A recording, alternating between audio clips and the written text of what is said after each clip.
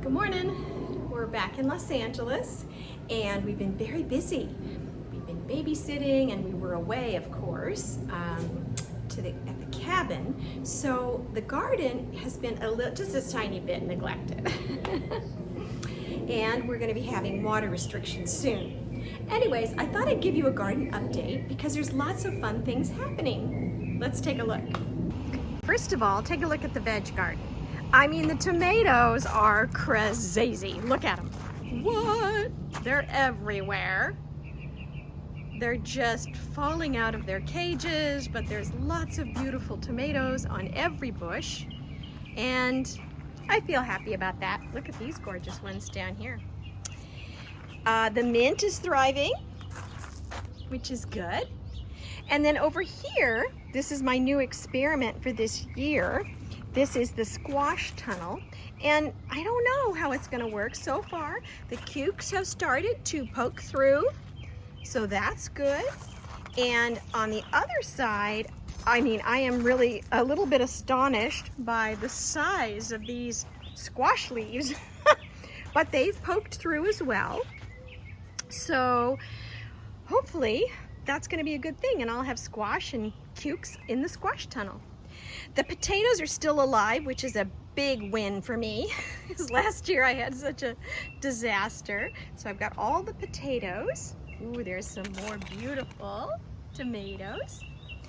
And these are sunflowers in this grow bag. Very happy, not yet blooming. I haven't yet thinned the carrots because I haven't had the time, but I'm going to. That's got to be a job I do this week. So that's that. And the purple butterfly bush is in bloom, and I love it as it pairs with the St. Patrick rose. I can see a little hummingbird over here who's very interested in, can you see him? In the firecracker bush. But of course not interested in my new hummingbird feeder. Thank you very much, Mr. Hummingbird.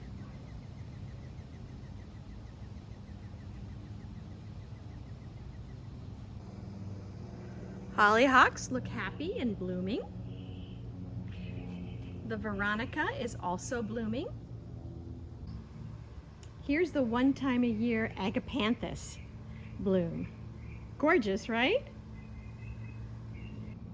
Here's my pink yarrow, which I love. But I put this beautiful, plant fencing here because I planted some cone flowers inside. You can see how well they're doing. Not a one of them came up. Oh well. A few delphiniums. And this is my red and white coreopsis, which I thought had died, but is gonna make it. This is the biggest delight of the season so far, these gorgeous cone flowers.